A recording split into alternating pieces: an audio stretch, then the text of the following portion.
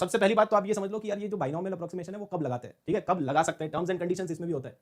तो binomial approximation आप तभी लगा सकते हो जब पहली बात इधर 1 होना चाहिए। क्या होना चाहिए? 1, 1 एंड ओनली 1। और कुछ अगर इधर होगा तो बाइनोमियल अप्रोक्सीमेशन नहीं लगा सकते, है ना। अगर मान लो क्वेश्चन में ऐसा कुछ है 2 + x की पावर n, तो क्या बाइनोमियल अप्रोक्सीमेशन लगा सकते हैं? इसको आप ऐसे लिख सकते हो क्या कि this is approximately equal to 2 + nx? नहीं, ये अलाउड नहीं है। अगर इधर 2 होगा, 3 होगा, 4 होगा, कुछ भी और होगा तो नहीं लगा सकते। क्या होना चाहिए? 1 होना चाहिए। देखो 1, इधर भी क्या है? 1, है ना। तो 1 होना चाहिए और 2 टर्म्स होने चाहिए, ठीक है। बाइनोमियल है इसका नाम, तो 2 टर्म्स है और 1 है। मतलब पहली कंडीशन ये है कि भाई 1 होना चाहिए। आप टर्म्स एंड कंडीशंस में लिख लो कि बाइनोमियल कब लगा सकते हैं। बाइनोमियल तभी लगा सकते हैं जब पहली बात तो ये है कि 1 प्लस समथिंग होना चाहिए, 1 प्लस डब्बा इसकी पावर n, ठीक है। तो आप बाइनोमियल अप्रोक्सीमेशन लगा सकते हो, 1 होना चाहिए। और दूसरा क्या है? दूसरा ये कि जो डब्बा है ना वो एक बहुत ही छोटी क्वांटिटी होनी चाहिए, टेंडिंग टू 0। डब्बा मस्ट बी टेंडिंग टू 0। अगर डब्बे का वैल्यू कुछ और आ रहा है तो आप यहाँ पे जो x है, तो ये जो x है वो टेंडिंग टू 0 होना चाहिए। x बहुत ही छोटा होना चाहिए, टेंडिंग टू 0। अगर टेंडिंग टू 0 नहीं है तो अगेन आप बाइनोमियल अप्रोक्सीमेशन नहीं लगा सकते हो। तो ये दोनों चेक कर लेना हमेशा लगाने से पहले, है ना। लगाने से पहले आप हमेशा ये दो चीजें चेक कर लेना। एक तो 1 होना चाहिए, अगर 1 नहीं है तो 1 को क्रिएट करो, पहले कॉमन ले लो, कॉमन लेके उसको क्रिएट करना पड़ेगा। और दूसरा टर्म्स एंड कंडीशन ये है कि भाई जो भी आपका डब्बा है वो टेंडिंग टू 0 होना चाहिए, ठीक है। अब बाइनोमियल कैसे लगाते हैं वो आपको बताइए। देखो कभी कभी आपको 2 टर्म्स तक जाना पड़ेगा और कभी कभी आपको 3 टर्म तक भी जाना पड़ सकता है। That depends on the question कि भाई क्वेश्चन क्या है। क्वेश्चन में अगर मान लो x स्क्वायर तक बोला है तो आपको x स्क्वायर तक जाना पड़ेगा। कुछ कुछ क्वेश्चन में क्या होता है, डिनोमिनेटर में खाली x है, तो जो भी डिनोमिनेटर में होगा ना, मान लो डिनोमिनेटर आपका x स्क्वायर है तो आपको x स्क्वायर तक जाना पड़ेगा। मान लो डिनोमिनेटर आपका खाली x है तो आप खाली x तक जाओगे तो भी चलेगा।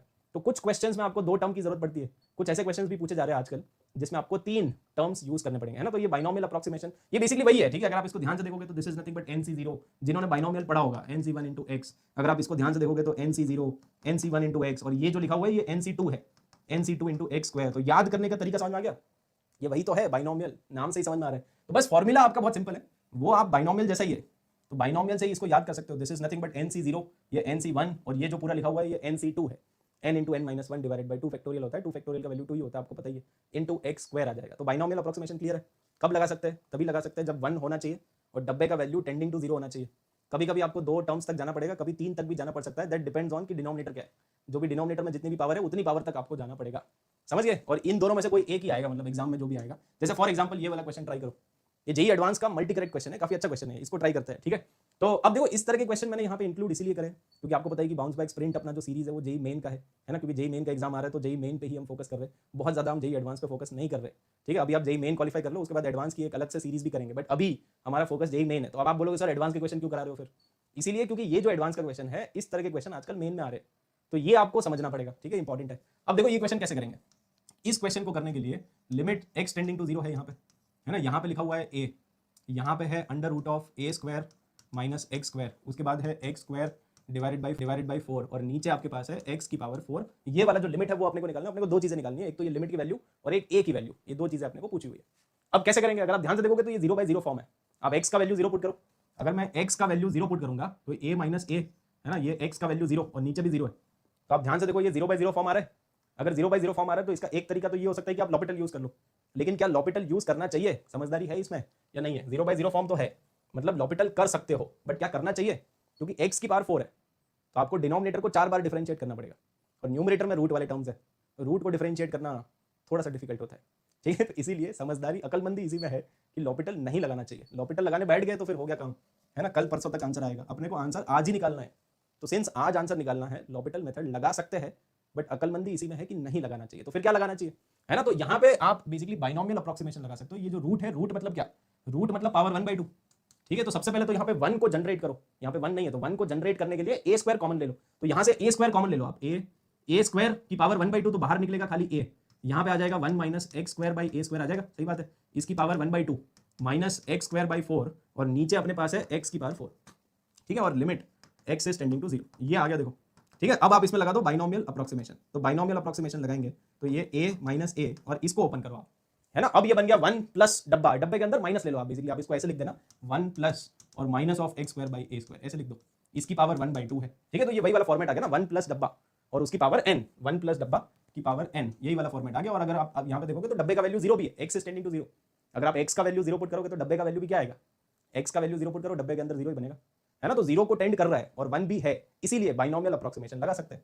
अब हमेशा ध्यान रखना कि अगर माइनस है ना तो अल्टरनेट प्लस माइनस आएगा आपका, है ना। आप डायरेक्टली ऐसे कर सकते हो, अगर बीच में माइनस है तो अल्टरनेट प्लस माइनस आएगा, मतलब पहला टर्म ये आएगा माइनस दूसरा टर्म क्या आएगा, 1 प्लस एन एक्स होता है ना, यहाँ पे देखो आप क्या होता है 1 प्लस एन इंटू एक्स, तो एन का वैल्यू कितना है 1/2 है, इंटू एक्स का वैल्यू है x square by a square.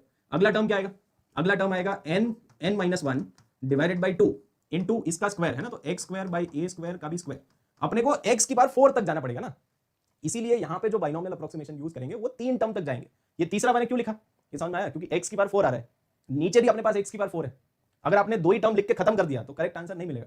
Since नीचे एक्स की पावर 4 है, आपको ऊपर भी एक्स की पावर 4 तक जाना पड़ेगा, समझ गए ना। तो इसीलिए बाइनोमियल 3 टर्म्स वाला लगाना पड़ेगा। तो ये पूरा बाइनोमियल अप्रोक्सीमेशन आ गया, और फिर उसके आगे क्या है, उसके आगे है माइनस एक्स स्क्वायर बाई 4, ये वाला टर्म है, और नीचे अपने पास है एक्स की पावर 4। तो ये पूरा का पूरा बाइनोमियल अप्रोक्सीमेशन हमने लगा दिया। अब आप ध्यान से देखोगे तो ए से ए ये कैंसिल हो जाएगा ना, ए माइनस ए, ये देखो आप ए से ए तो कैंसिल हो जाएगा। तो एक्स स्क्वायर का कोएफिशिएंट क्या आएगा बताना, एक्स स्क्वायर का जो भी कोएफिशिएंट है उसको आप क्लब कर लो, तो आप इसको मल्टीप्लाई करोगे तो बेसिकली कितना आ रहा है, ये आ जाएगा 1/2a आ जाएगा, राइट, 1/2a, और एक्स स्क्वायर में एक ये भी है, राइट, माइनस 1/4, तो माइनस 1/4। ये कैलकुलेशन आप खुद से करना ताकि आपको समझ में आ जाए। तो एक्स स्क्वायर का कोएफिशिएंट तो ये आ रहा है, और ये एक्स की पावर 4 का कोएफिशिएंट क्या आएगा, अगर आप इसको सॉल्व करोगे तो ये है माइनस 1/8, और इधर एक और माइनस है तो प्लस हो जाएगा। ओके, तो प्लस 1 यहाँ पे आ जाएगा प्लस 1/8, ए की पावर कितनी आएगी, एक ए, और इधर ए की पावर 4 है ना, तो ए क्यूब आएगा बेसिकली, इंटू एक्स की पावर 4, और नीचे भी अपने पास है एक्स की power 4, and limit x is tending to 0। अब अगेन देखो, ऊपर नीचे एक्स की पावर 4 है तो ऊपर भी एक्स की पावर 4 ही होना चाहिए ना, अदरवाइज लिमिट कितना आ जाएगा, नॉट डिफाइंड। क्योंकि अगर आप इसको स्प्लिट करोगे, राइट, अगर आप इसको स्प्लिट करोगे 1/2a माइनस 1/4 है ना, अगर आप इसको स्प्लिट करोगे तो 1/x स्क्वायर आ जाएगा, और यहाँ पे ये आ जाएगा एक्स की पावर 4 कैंसिल हो जाएगा। तो स्प्लिट करेंगे एक्स इज टेंडिंग टू 0, अगर एक्स टेंडिंग टू 0 है तो ये तो 1/0 आ गया, 1/0 तो इन्फिनिटी हो जाएगा, लिमिट डज नॉट एग्जिस्ट आ जाएगा।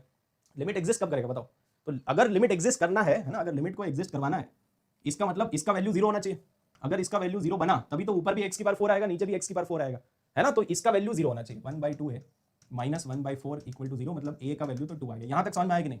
अगर इसका वैल्यू 0 नहीं होगा तो क्या होगा, अगर इसका वैल्यू 0 नहीं है तो एक्स स्क्वायर अपॉन एक्स की पावर 4 वाला टर्म जनरेट हो जाएगा। सिंपल आप ऐसे सोचो, ये जनरेट हो जाएगा, ये जनरेट हो गया, मतलब ये जनरेट हो गया, और x का जो वैल्यू है वो टेंडिंग टू 0 है, तो 1/0 स्क्वायर मतलब वो इन्फिनिटी को चला जाएगा। बट अपने को क्वेश्चन, और इन्फिनिटी मतलब हम क्या बोलते हैं, limit does not exist, but अपने को क्वेश्चन में बोला है कि लिमिट एग्जिस्ट करती है, L is finite, limit finite है, एग्जिस्ट करती है ना, और ऑप्शंस भी गिवन है, 1/64 आएगा या 1/32 आएगा, इनमें से कुछ आएगा। तो पहला तो आपको समझ में आ गया ना कि a का वैल्यू 2 होना चाहिए, ये 0 हो गया, और अगर ये 0 हो गया है ना, अगर ये 0 हो गया मान लो, अब अगर इसका वैल्यू 0 हो गया तो लिमिट कितना आ जाएगा, कोएफिशिएंट ऑफ x की power 4 upon coefficient of x की पावर 4, नीचे x की पावर 4 का कोएफिशिएंट 1 है, तो ये आपका लिमिट आएगा। ठीक है, तो लिमिट आ गया 1/8a क्यूब, और a का वैल्यू आपको पता है ये 2 है। ठीक है, a का वैल्यू पुट कर दो, तो अल्टीमेटली कितना आ रहा है 1/64 आ रहा है, तो लिमिट का वैल्यू है 1/64 और a का वैल्यू है 2। फाइनल आंसर इसका है AC। ये समझ में आया कि नहीं।